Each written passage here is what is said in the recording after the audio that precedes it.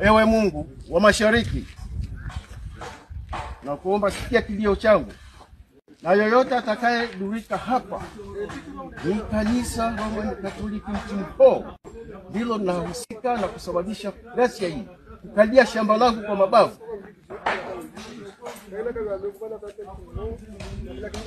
Kanisa Katoliki litahusika kukalia shamba langu kwa mabavu miaka hiyo. Ewe Mungu wa magharibi,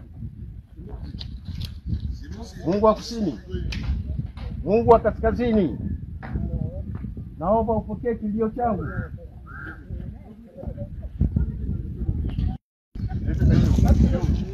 Ndio na mama. Nimbeka. Jinjo.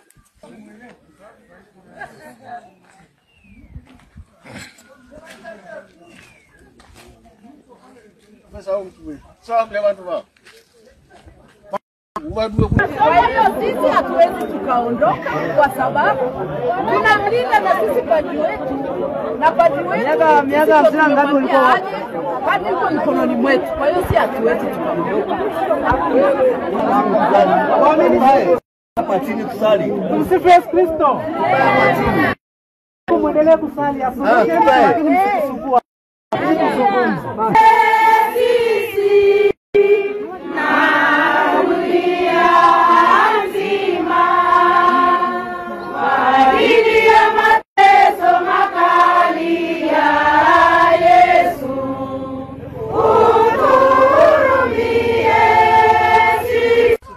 kwa mila ndio ifanya pale, na mtu asigusa kang'oa ile migomba nini.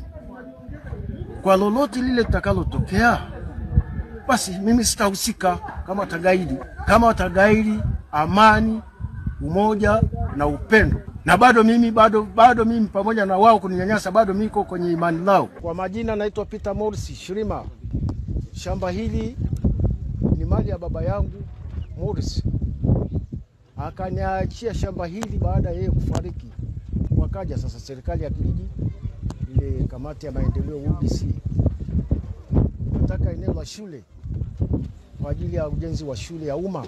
Wakaniambia tunachukua ile eneo bwana kwa ajili ya upanuzi wa hii shule ya umma, hii ya shule ya Mtimho.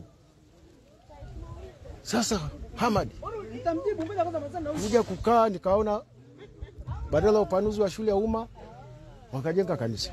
Na hata kama ingekuwa imejengwa kituo cha polisi hapa, ni bado ningekuwa nimelalamika, kwa sababu mimi nilishatoa eneo la maendeleo la shule ile na barabara ile ya kutoka hapo mpaka kwenye shule pale.